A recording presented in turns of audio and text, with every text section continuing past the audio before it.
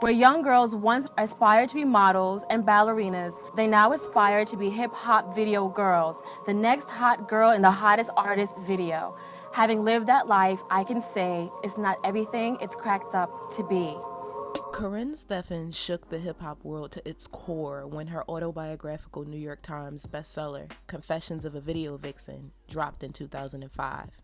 Some people, women in particular, appreciated the rags to riches story and understood that beyond all the salacious headlines about the book, that it's truly a remarkable story of resilience and how trauma shows up in our life via our decisions, who we choose and what we choose.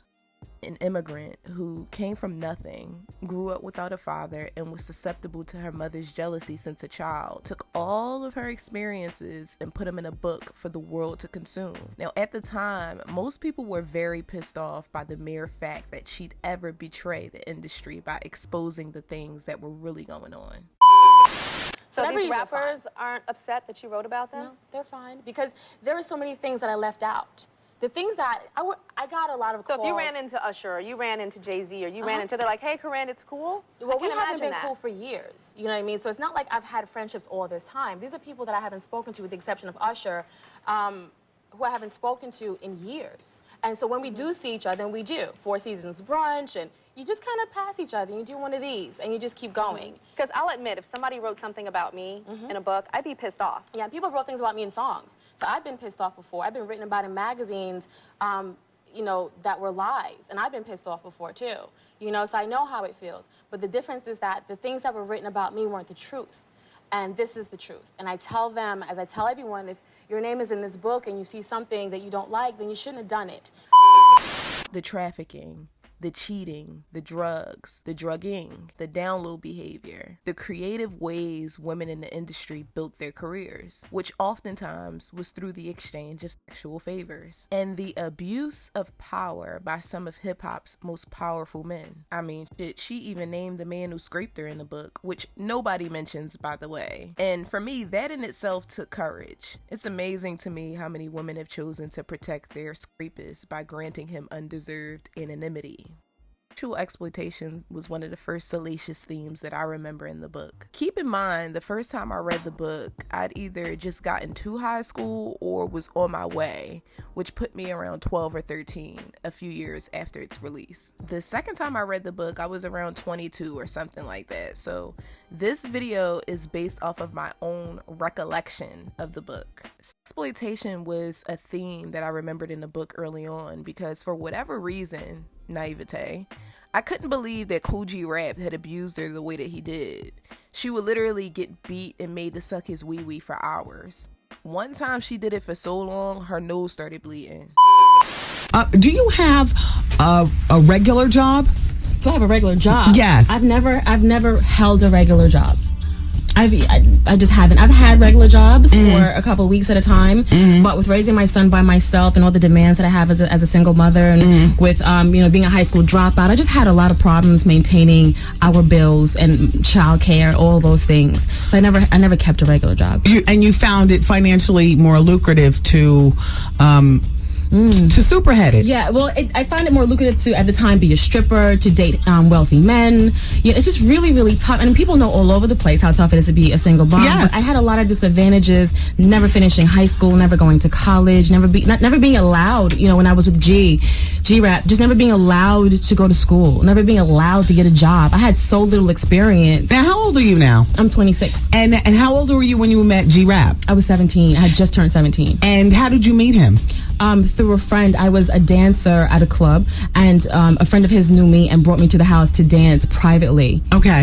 For Jay. Now, at that particular time, were you a dancer who was also known for giving super head? No, at that time I didn't know how to do it at all. Okay. My relationship with G is what made me know how, because he made me do it every day, sometimes for 2 hours at a time. Now, so he would grab your head violently. I mean, you know, it just wasn't a sexy move. Yeah, at all. It was kind of like your punishment. Yeah. If I did something wrong, I had to perform until he was happy, and that was part of the abuse that I Now, went through. would he make you perform until he splashed off each time? So therefore, your jaws would be crazy aching. Each time. So you what's the longest professional you ever gave? It was over 2 hours, and I did it to my nose bled. What? To my nose bled. It's in the book. He made me do it until my nose bled. Do you one day want to be married and have children? More children? No, I don't want to be married. Because you've broken up. You've I can't say broken up so many marriages. You've poached so many women's men that you probably feel the turnabout will be a mother to you. Yeah, I think I've already gotten it back because it took me this long just to find love, and I think that with all the bad relationships, that was because I kept being in other people's relationships. Now, who do you love? I mean, golly, round of applause for the irony in that clip. Wendy had some nerve talking about Karrine poaching other people's husbands, only for us to find out 20-something years later that she was screwing Method Man, who was also in a relationship with the woman who would eventually become his wife. But all the energy she gave Karrine during the interview makes sense in hindsight because they were fucking or had fucked the same man. A man who Karrine affectionately referred to as Papa. Anyway, 80s rap legends have been martyred in a way that no other generation in hip-hop has, largely because the primary resources we have on them are extremely limited. Even the hearsay we get about that generation is presented in a way that reinforces the idea that we must always uphold respect for the genre's elder statesmen. And that's why when I first read the book, it was so shocking and appalling. It made me think, damn, this how the legends of the culture carry it with women? Child, I was so green. Eventually, I grow up and find out just how terrible and corny a lot of these niggas are. And that the thoroughest thing about them is their artistry and the image that they created for the public. Throughout the book, she talked about allowing herself to be used and exploited by men in the industry because she had such low self-esteem. I mean, from the very beginning of her career as a video vixen, she detailed the day she sucked Jay-Z off on a video set, and with the condom on too, which you never hear too much about, but whatever. Her affair with Ja Rule and how they used to freaking do drugs all the time was another chunk of her love life. I mean, the book is full of tea and was the first real look inside the industry and how far a woman might be willing to go for fame and proximity to power and access to endless resources. With all of the names she named and all of the exposing she did, I remember her saying in an interview one time that none of the men who were named ever called her to complain or rage vent about anything in the book, because I guess everyone knew that the things she could have put in the book but chose not to were much worse. So anyway, this infamous book changed the game and made a lot of people in the industry upset, two of which were her contemporaries, Melyssa Ford and Gloria Velez.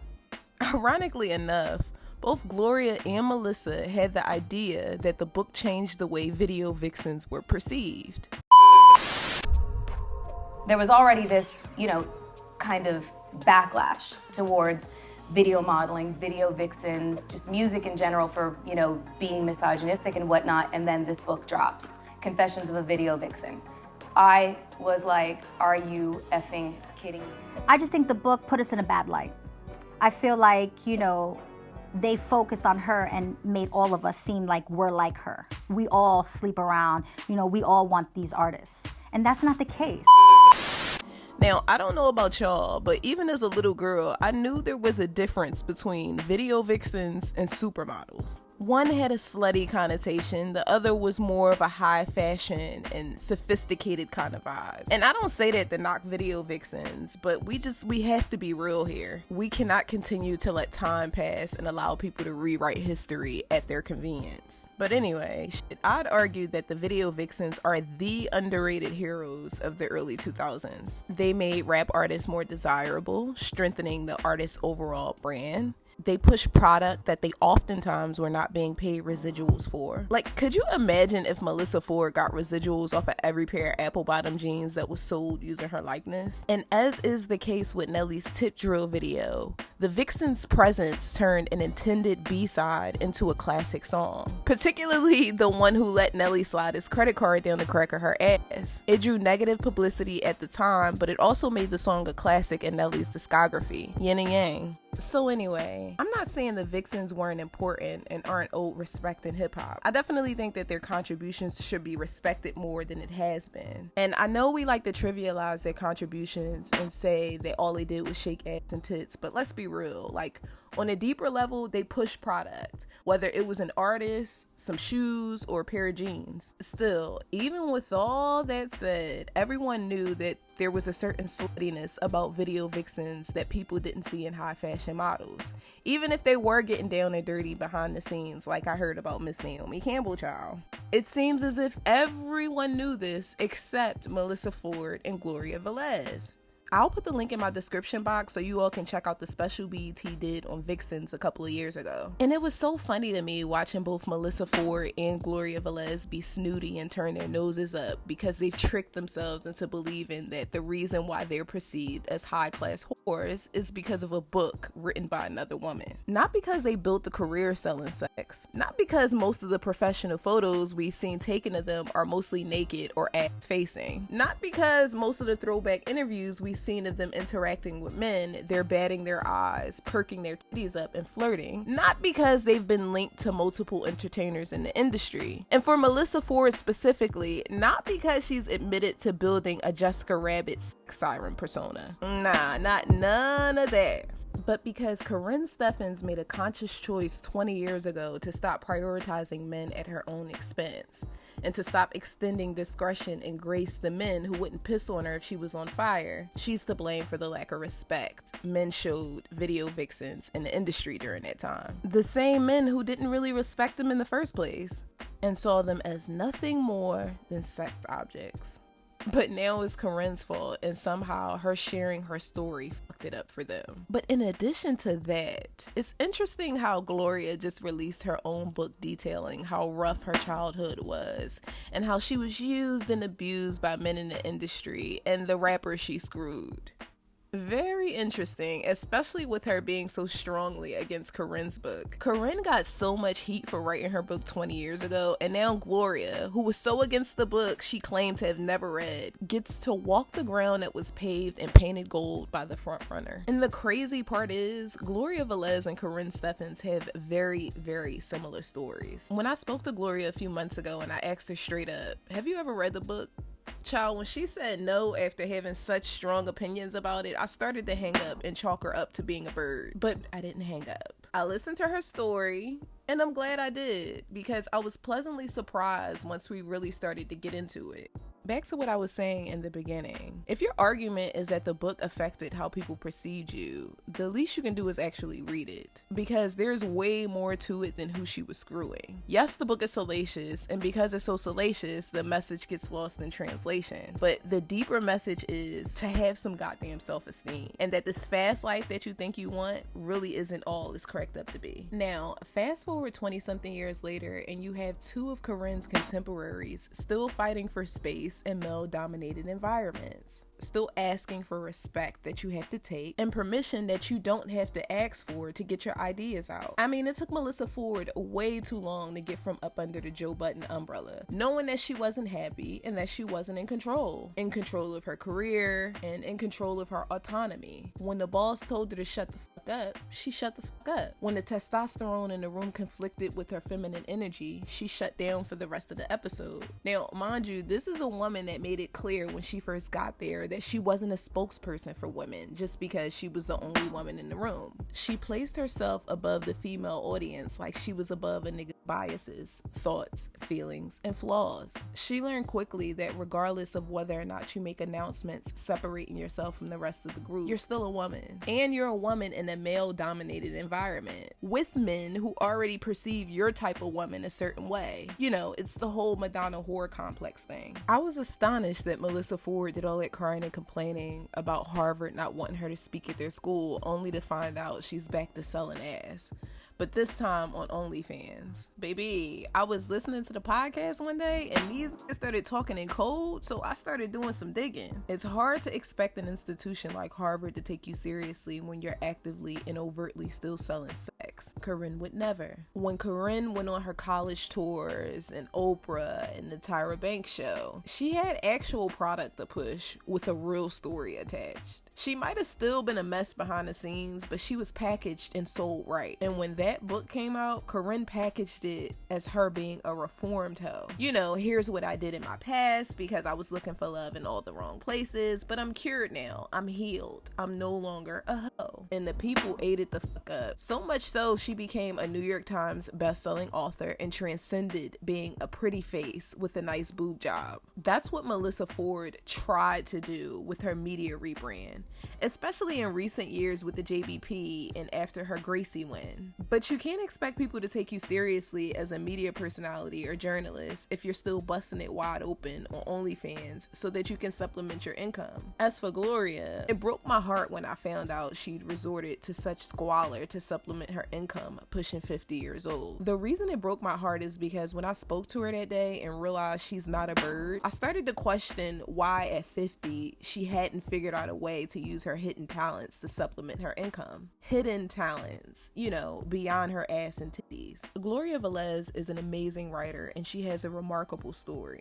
So why did it take her so long to pivot away from the ass and titties hustle? I mean, we the people got a book to read from her now, but I'm afraid it's too late for the general consensus to care, you know? Like, why should we read your book when we already have confessions? I want y'all to pause the video right now and tell me what you think in the comments. Did Gloria miss the most opportune window for telling the young girl lost and turned out story that so many women had in the industry? Or is it never too late to tell the young and turned out story? You see, the resentment both Melyssa Ford and Gloria Velez feel for Karrine Steffans is due to their own shortcomings. Gloria Velez is very male-centered. Smart girl, but she's very, very male-centered. And maybe I'll do another video breaking down why I came to that conclusion. And Melyssa Ford, I mean, golly, she's shown herself to be spineless and not to be taken seriously in the world of media. Her behavior on the JBP undercut her claims of being this confident woman with autonomy. You can't brand or sell yourself as this empowered woman who learned from her past and wants to move beyond it while still continuing to benefit from it. And when questioned about it, you claim it's to make extra money. As I stated before about Gloria Velez, a woman should know how to make money without selling sex, especially at their age. And if she doesn't, then I start to question, what exactly did she learn while she's been here on earth this whole time? I mean, these women are almost 20 years older than me, and I don't feel like neither Gloria nor Melyssa see beyond their nose. Karrine would never. She saw beyond her nose and decided to pivot 20 years ago. And she didn't care what any of these niggas thought or who in the industry was going to be upset because it was her story. And so she made a conscious decision to prioritize her future over any perceived closeness she had with a man. Why was discretion owed to men who didn't give a fuck about her beyond what she did for them sexually? Men who didn't care if she and her son starved to death. Men who only wanted to help her out when she wanted to be the fun girl. And men who betrayed their own wives, the women they made an oath to be loyal. Regardless of how anyone feels about Karrine Steffans, she secured her future. And 20 years later, out of the 3 Don Donnas of video vixens, she's the only one not fighting for space or asking for permission to exist in male-dominated environments. And she's the only one of the 3 who's not bent over and selling the same ass they've been selling for 30 years on OnlyFans, pushing 50 years old. The reason why I'll continue to point out their age is because I want my female audience to understand the importance of monetizing your non-physical talents early on so that you don't get in your late 40s and feel like sex is the only or at least the easiest way for you to make money. Gloria Velez is somebody's grandmother. Do you think she'd be busting it wide on OnlyFans to take care of her family if she had to? No. If Melyssa Ford had the choice to be taken seriously in the media space or have an OnlyFans account, she's going to choose her Barbara Walters wig, period. So while these 2 women who have been crowned the video vixens of the early 2000s, neither of their storylines have a clearly defined narrative arc. You know, the I used to be this and now I'm this storyline. There's no before and after with either one of them because they're both still doing the same shit they got famous for 30 years ago, essentially. Karrine, although she was a whore in her past, made herself a cut above the rest by embracing it, addressing it, and moving the fuck on, all before she hit 30. If a woman is gonna have a whole phase, it better very much so be in her 20s or early 30s. because being young, wild, and free is expected during that time. But when you're in your late 40s and pushing 50 years old, the people are not so understanding. Not because aging is a crime, but because by that age, the expectation is that you've built something beyond the ass and titties academy. The audience assumes you've evolved, healed, pivoted, or at least created a new lane for yourself. And when you haven't, it doesn't read as liberation anymore. It reads as lack of options. The woman who they said changed how men perceive them don't have those problems 20 years later.